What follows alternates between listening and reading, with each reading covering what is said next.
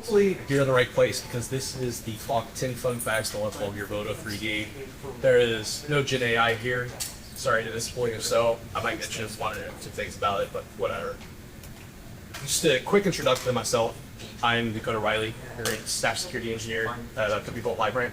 So we're just a SaaS company, runs and installs the cloud providers. Kind of self-described security builder. I love to build things, break things, love cloud security, and love getting out with the community and talking with you guys and sharing about it. I've hopped around a bit. I spent a couple of years at AWS as a cloud security consultant. COVID hit, realized I hate consulting, went into the startup ecosystem as a jack of all trades security engineer, told myself, it'll be different this time. Went back into consulting. Spoiler alert, it wasn't. Now I'm back on engineering. When I have time, I try to contribute to different open source security tools. I have a GitHub repository of broken dreams of like 40 half-finished projects, so I spend a lot of time building tools. Active AWS Community Builder, and I'm from Cincinnati, or Northern Kentucky, if you actually know where that is. So what is this talk? In real quick show of hands, who here knows what Boto3 is? Raise your hand. Okay. Keep your hands up if you've written a script using Boto3. Keep your hands up if you built the CLI tool. Deployed a service to AWS. Okay, so good mix of experience, and that's good because that's kind of what I was hoping for. When I was putting this together, I was originally kind of envisioning this persona of me many years ago, where I got to hang out with some really good software engineers who taught me what good looks like, because I'm a security guy by trade and definition first. But I wanted to make it interesting for everybody, so it's a mix of different kind of tips and techniques in the SDK, but also just some really weird and interesting things I found along the way of putting this talk together. So now for a history lesson and or pop quiz. Does anybody know why it's called Boto?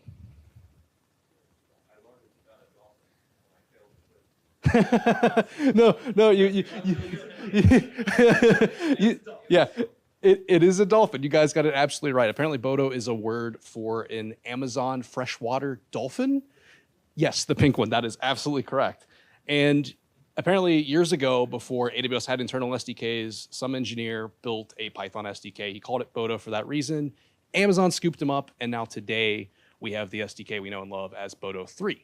And there's also another SDK, or not SDK, there's another package within that called Boto Core. So Boto3 provides kind of the high level functionality that we kind of know. And then the internals are pretty much handled by Boto Core. So with that, let's talk about our fun facts and features.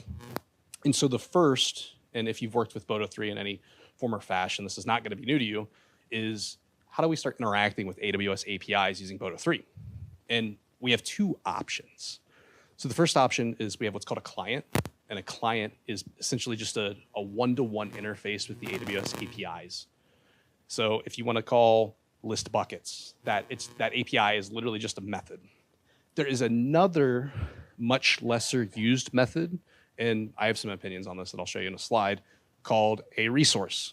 And a resource takes the opposite approach and provides a kind of high-level object-oriented interface where they've abstracted away some of that API interactions. As you can see here, like resource buckets all returns like an iterator that we can then toss into a list. I, early on, was like, wow, that looks kind of like a neat little abstraction for clean code, but there's kind of an edge case. And there's two things wrong with it. One, there's only like 11 resources supported, and you guys know how many AWS services there are, right? There's also the whole argument of like more abstraction, less abstraction. But also, when I was putting this together, I found the snippet in the docs that they're not going to create any more resource types, which me personally kind of discourages me from wanting to use that interface at all. But I would leave it up to you guys. Some people really like that S3 resource interface. I just tend to use client. So for our next fun fact, we're going to talk about sessions and session management. Now, a session is basically a class that allows you to control the state of your interactions with AWS. And what that really means is there's a couple different use cases where you're going to need this or want this. And the first is if you're writing code that assumes roles in other accounts, you need to have a way to safely pass the credentials into your code. If you build CLI tools, so people have AWS profiles for their CLI on their machine, you can enable your tool to understand their CLI profile, take it in as an argument, pass it to the session. And if you're doing any type of like multi-region, multi-account, or any type of concurrent operations, you need to use a session object. Now, you might be wondering, well, Dakota, I've written a lot of Boto3 code, and I've never had to do this. And the reason for that is there's actually a default session that gets instantiated if you don't do it behind the scenes. And it's okay sometimes, but there's potential drawbacks, the functionality you want to expose. There's an AWS hero named Ben Kehoe, and he wrote a lengthy blog a couple years ago on this, and most of it still holds up today. But general recommendation is use session objects to manage this. And speaking of credentials, all of the SDKs, not just Boto3, have this behavior called the credential search hierarchy. And what this means is that you don't need to hard code the behavior of finding credentials in your code or your applications. That session object or that default session has this order of places that it looks to find credentials to actually start authenticating with AWS. So the first two, we'll see if my pointer works. Oh, okay, that's terrible. We're not doing that. The first two are the behavior I just mentioned, where if you're passing credentials in from like an assume role to a client or a session, those are gonna take precedence above everything else. You then have environment variables. So for example, if you AWS Identity Center, you copy and pasted your credentials, your STS credentials into your terminal. And then we have these providers. And these are really just things that are configured in your AWS profiles. For example, if you've got a profile that's set up to assume a role or to use assume role with web identity, then there are some other methods I'm not going to talk too much about. Like there's like the container credential provider and all of that, and static credentials in your AWS credentials file.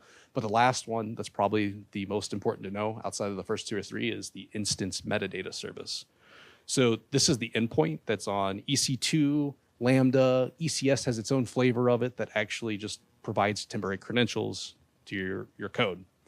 And unless you're a security geek like me and you really like this stuff, the big takeaway here is just understanding that this behavior exists and not to like re-implement it or override it if you don't know exactly why you need to do that.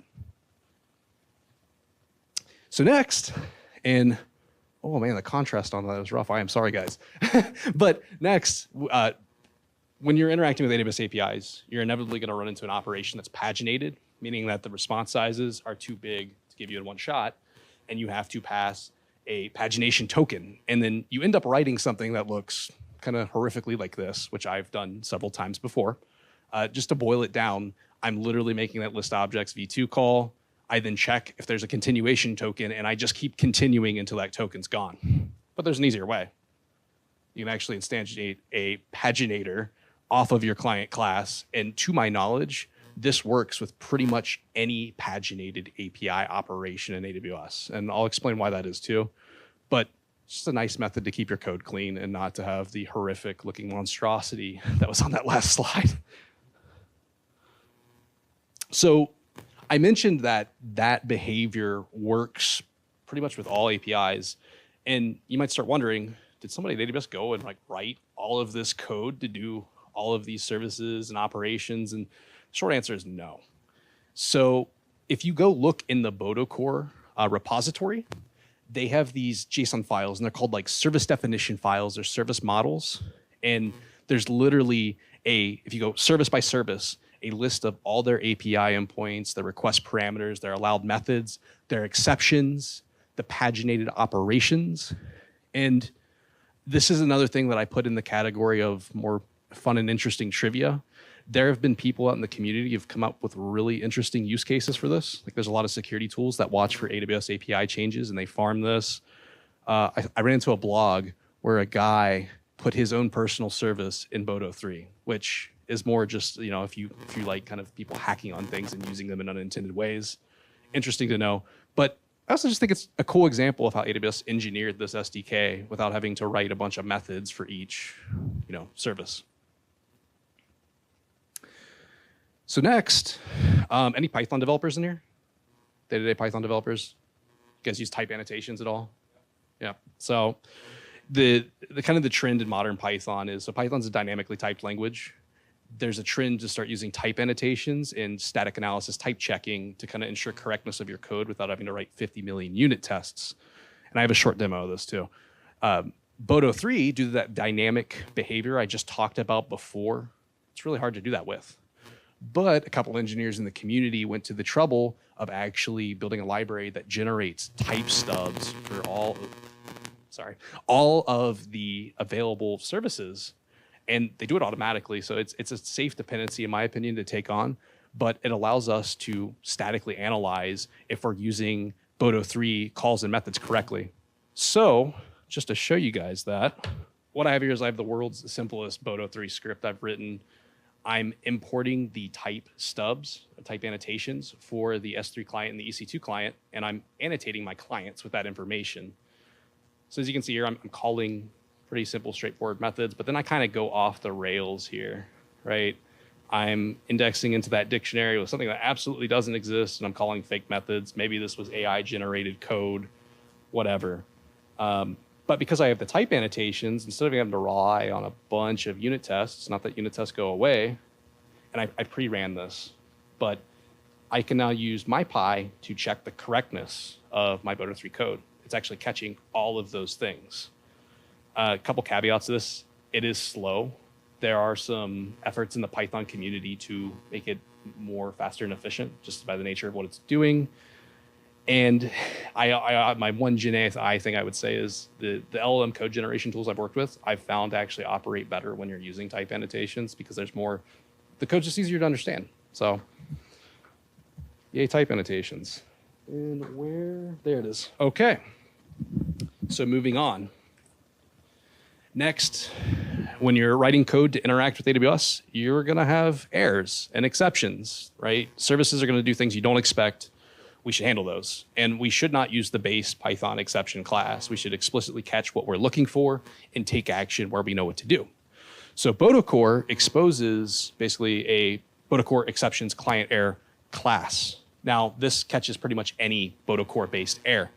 There's a neat little data structure within there that exposes the information that was returned. So if it came from a service, so you could basically, if you wanted to use that class, check the code key under error, and if it was like no such bucket exists or something like that, or back off retry exception or something of that nature, you can handle it appropriately. There is some kind of a sugar syntax, syntactical sugar, in that Boto3 also offers this method too, that is literally doing the same thing. So if you want to write this method as well versus indexing into that object and grabbing that key, to my knowledge, this is also generated from the service definition files. So I don't think somebody's in there and pushing PRs that just update those classes. Yeah. So next is we're writing tools. We should be writing unit tests that give us assurance that our code actually works. And when you need to test code that interacts with AWS, you're probably going to take a unit testing method and you need to mock out those responses, which is painful and annoying. A library I found that I really enjoyed, and I'll put a disclaimer on this one. I used it for CLI projects where there was like a set of functionality. It's called Moto. And what Moto does is it provides you these mocks, but it allows you to literally just interact with AWS as you would using Boto3, and it'll track state. So I've got a demo for this one too. Let's see here. Got to switch back over. So in this case, this is not a unit test file. This is just a standard function, but the way it works is the same. So I've imported Moto, and they provide a decorator that you can put on the function. And what this does is this basically patches the Boto client, and it almost acts as an emulator, just to show that this isn't a hat trick.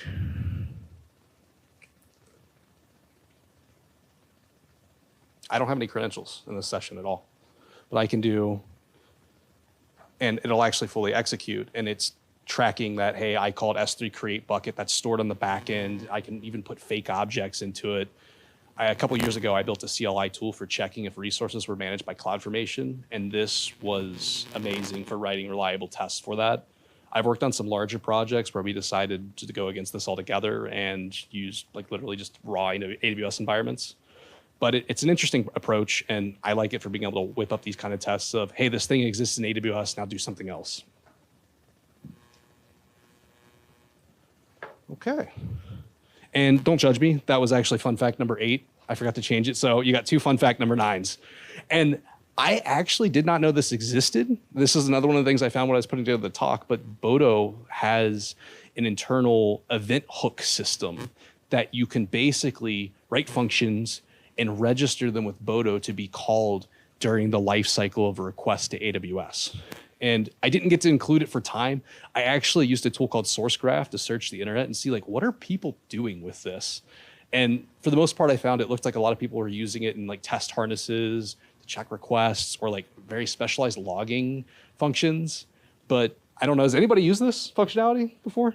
Okay, yeah, cool. I'm glad it's not just me then. But they have a couple of different like kind of request stages that you could hook into. So you could have custom code that runs when you instantiate a class, or if it needs to do a retry, you know, and again, I can totally see the logging use case, but I had personally not used this yet. So if you guys come up with any creative ways of using it, definitely let me know.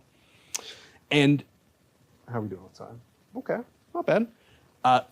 For the last fun fact, who here knows what the instance metadata service endpoint looks like? Okay. I'm a security nerd, so I love that stuff. But this last thing I found while I was going through the Boto code, and I found an open pull request on the repository. And really my point is that going through this code, you can find some very interesting things. And what you're looking at here is, and I apologize that the contrast is not great, is I found a pull request where they're actually making a change to how this works, and they haven't really released it yet. So they're adding some sort of security credentials extended endpoint. I tossed it out into a community chat, and we were speculating on what it could be, like whether it's multiple rules for EC2 instances, or it's just, it returns the account number so you don't have to call the endpoint, the STS endpoint, and get caller identity and all that. I don't know, but when I was going through putting the talk together and I found this, I'm like, I have to put this in here because there's just a lot of fun stuff in there that you can find about how AWS works and how they engineered it, and interesting bits of tech debt too even. This is a new feature, not tech debt, but. So that's the talk. Thanks for sticking around. Always happy to come out to Community Day. That's a QR code for my LinkedIn. If you enjoyed the talk, even a little bit, happy to connect. Any questions, comments, concerns?